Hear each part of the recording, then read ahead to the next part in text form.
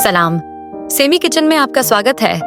आज मैं आपके लिए एक बेहद खास चीज अनबॉक्स करने जा रही हूँ। ये शानदार गोल्ड प्लेटेड कटलरी सेट। इसे देखिए, एक खूबसूरत ब्राउन ब्रीफकेस में आता है जो स्टाइलिश और प्रैक्टिकल दोनों है।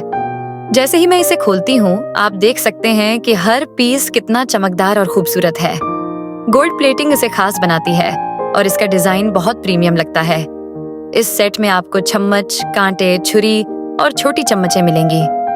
हर एक पीस का वजन और पकड़ एकदम सही है, जिससे ये दिखने में भी शानदार हैं और इस्तेमाल में भी। चाहे कोई खास मौका हो या रोजमर्रा के खाने में थोड़ा लग्जरी जोड़ना हो, ये सेट एकदम सही है।